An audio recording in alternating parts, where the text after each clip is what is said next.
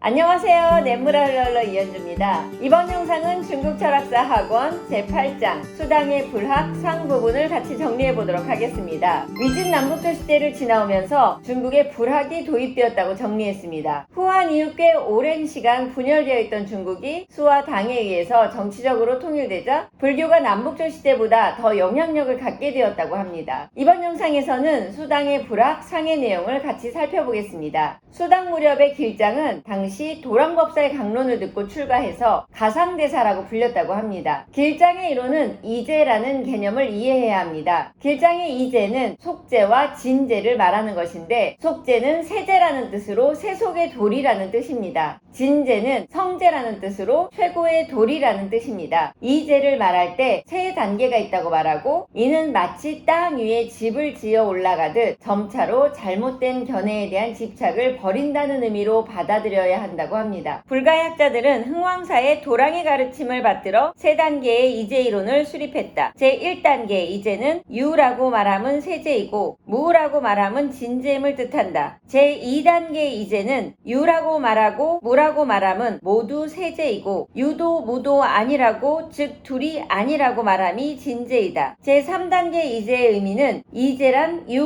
무는 둘이면서 또 불이도 아니라는 것이니 둘이라고 말하고 둘이 아니라고 말함이 세제이고 둘이 아니고 불이도 아니라고 말함이 진제이다. 이렇듯 이제는 세 단계가 있어서 모든 설법은 반드시 이제에 의거하고 모든 발언은 이 세 단계를 벗어나지 않는다. 결국 마지막에는 이 세 개의 구분을 없애는 단계에 도달한다는 것입니다. 그런데 여기서 구분을 없애는 것에 매달린다면 이 역시 폐기해야 하는 것이라고 말합니다. 이러한 측면에서 보면 앞선 세 단계는 집착에 대한 모든 것을 폐기하는 것이 길장의 이제 이론의 목적이라고 볼 수 있습니다. 궁극적으로 폐기하거나 폐기하지 않거나 매달리지 않고 자유로워지는 열반에 이르는 과정이 이제 이론의 세 단계라고 볼 수 있겠습니다. 당나라 때에는 현장이 불학을 체계적으로 소개합니다. 현장은 수나라 말에 태어나 인도로 불법을 구하러 떠났던 사람으로 현장의 종파는 중국적 사상 경향이 가장 적다고 풍을하는 말하고 있습니다. 현장의 사상은 유식론이라고 볼 수 있습니다. 이를 체계적으로 살펴보겠습니다. 현장의 의견에 따르면 모든 인간은 아집과 법집이라는 두 가지 집착을 가지고 있다고 합니다. 이를 현장의 인간 존재론으로 볼 수 있겠습니다. 아집은 나를 실제 존재로 집착하는 것이고 법집은 여러 사물을 실제 존재로 집착하는 것입니다. 나라는 존재에 집착하면 일어나는 일들은 나를 중심으로 볼 때 기쁨이자 고통입니다. 기쁨도 고통도 다 괴로운 것인데, 기쁨은 사라지는 것을 생각해서 괴롭고 고통은 그 자체로 괴롭습니다. 나라는 존재에 집착하지 않으면 고통에서 벗어날 수 있습니다. 법집에서 사물에 집착하는 것은 지금 내가 누리는 것을 잃지 않기 위해서 또는 갖고 싶어서 겪는 괴로움입니다. 언제든 사물은 오고 갈 수 있다고 생각할 수 있으면 괴로움에서 벗어날 수 있습니다. 유식교의 목적은 바로 아집과 법집이라는 두 집착을 깨뜨리는 것입니다. 이를 이공이라고 했습니다. 여기서 공은 불교의 핵심 사상이라고 앞에서 살펴봤습니다. 즉 내면의식은 본질적으로 무가 아니고 마음 밖의 아와 법은 본질적으로 유가 아니다. 따라서 마음을 떠난 외부 대상이 실제로 있다는 증집의 이단적인 교설을 배제하고 또 악취공을 주장하여 이 역시 무라고 간주하며 무조건 공만 집착하는 감집의 사견도 배제한 것이 공과 유를 모두 떠나 오직 칭만이 있다는 가르침이다. 마음 바깥의 존재를 인정하기 때문에 생사를 윤회하는 것인 만큼 모든 것이 오직 마음뿐임을 깨닫는다면 생사를 영원히 벗어날 수 있다. 현장의 유식론은 그 자체로 하나의 완성된 철학체계입니다. 앞서 식을 구별한 그 자체가 인간의 존재론이었습니다. 그렇다면 식의 사부는 인간의 인식론을 다루고 있는 것으로 보입니다. 현장의 용어로 소연은 인식 대상이고 능연은 인식 주체입니다. 인식 주체가 대상을 어떻게 대하느냐에 따라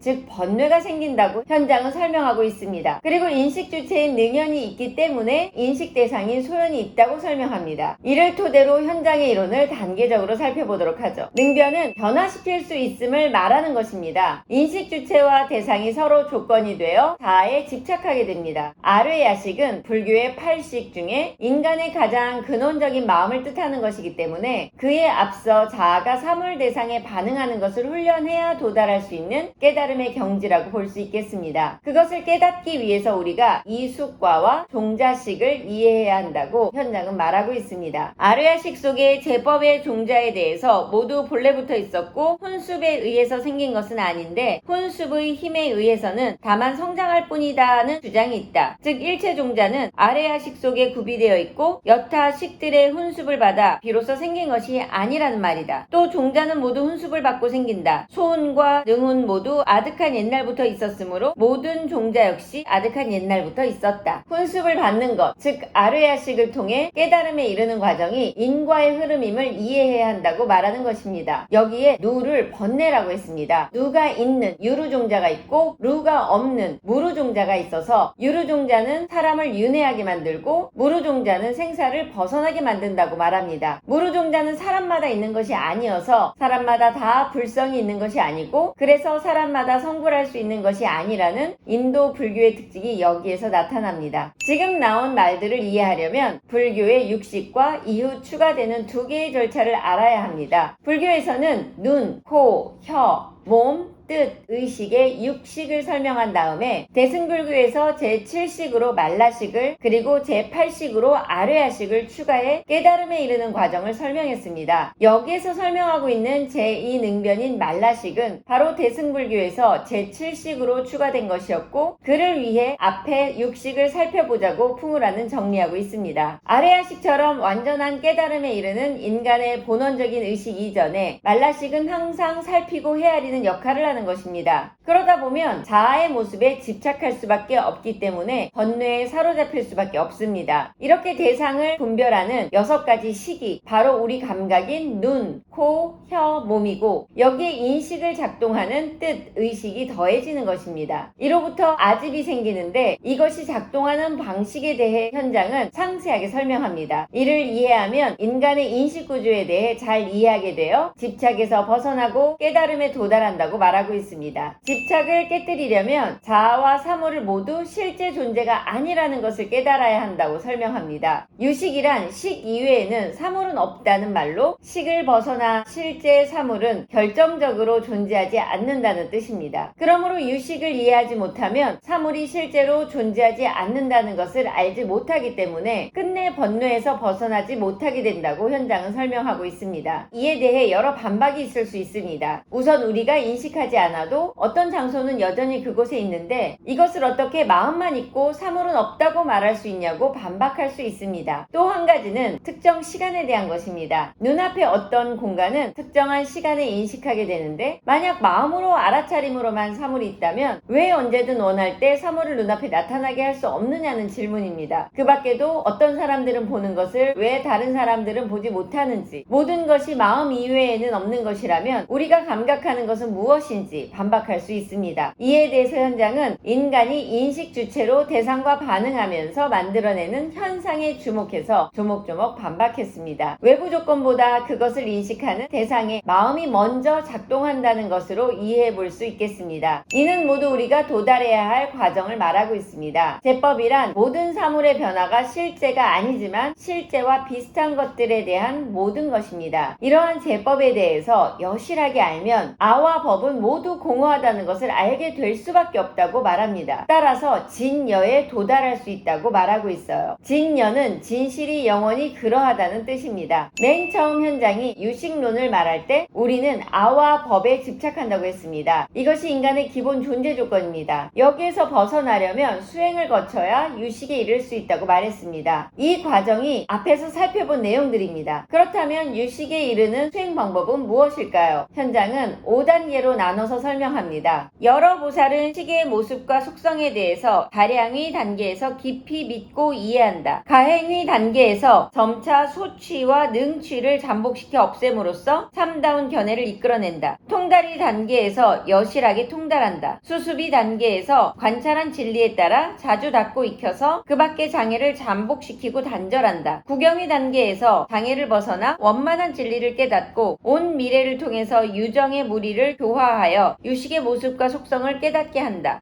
앞서 살펴본 현장의 사상은 중국의 사상과는 차이가 있습니다. 중국의 사상은 소박한 실제론을 추구한다고 정리한 바 있습니다. 마음과 상관없이 물체는 그 자체로 존재한다는 것입니다. 현장의 이론에서 마음, 즉 인식 주체에 우선한 사물에 대한 이해는 중국의 소박한 실제론과는 다릅니다. 이에 대해 반박한 사람이 바로 법장이었습니다. 법장은 이후 두순허상과 지엄해설을 발전시켜서 화엄정을 세웠다고 합니다. 그의 이론을 금사자론을 중심으로 정리해보겠습니다. 법장의 금사자론을 먼저 살펴보겠습니다. 금은 재료입니다. 이것은 상황에 따라 여러 모양으로 만들어질 수 있습니다. 이렇게 비유하면서 금을 사물의 본체로 보고 금사자를 현상으로 설명한 것이 법장의 금사자론입니다. 본체는 물과 같고 현상은 물결과 같다. 물 속의 물결은 현상세계 속의 여러 사물이다. 금사자는 금을 인으로 장인의 제작을 연으로 삼아 생성된다. 현상세계 속의 여러 사물은 모두 인연이 화합하여 비로소 생기는데 이것이 연기이다. 금사자의 모습은 사실 현상으로 우리가 감각할 수 있지만 그것은 일시적인 것이어서 허상이라고 말합니다. 그리고 그것의 본질인 금만이 참된 것이라고 설명하고 있습니다. 그러니 금사자를 색이라고 한다면 금은 공이라고 설명할 수 있죠. 따라서 색은 공이다라는 말이 성립한다고 법장은 말하고 있습니다. 금사자가 사라지고 금으로 돌아가면 그것은 형상이 없는 것이기 때문에 무상이 됩니다. 이를 무상을 현시한 것으로 설명합니다. 또 금사자가 생기고 소멸하는 것은 그저 현상일 뿐 금의 본체의 증감은 없기 때문에 궁극적으로 무생이라고 설명합니다. 따라서 우리가 집착에서 벗어나는 것은 무상과 무생을 이해하는 것에서 비롯된다고 말하고 있습니다. 불교 용어의 보리는 도이고 깨달음입니다. 보리의 성취는 결국 깨달음에 이른 상태를 말하는 것이라고 볼 수 있습니다. 그렇게 되면 열반에 들 수 있다고 말하고 있습니다. 열반에 든다는 것은 영원히 고통의 원천을 제거한다는 뜻입니다. 이렇게 큰 알미 있으면 보리를 성취해서 열반에 들 수 있는데 불교에서는 여기 한 가지가 더 필요합니다. 그것이 바로 대비, 즉 큰 슬픔입니다. 여기에서 우리가 잘 알고 있는 불교 용어 대자대비가 나오는 것입니다. 여기까지 수당의 불학 상 부분을 정리했습니다. 본격적으로 불학이 인도에서 중국으로 건너와 중국의 사상이 되는 과정을 다룬 내용입니다. 현장과 법장의 차이를 이해하면 중국 철학의 특징을 더 잘 이해할 수 있습니다. 잘 정리하시고 다음 수당의 불학 하를 공부하도록 하겠습니다. 여기까지 저는 냇물아 흘러 흘러 이현주였습니다.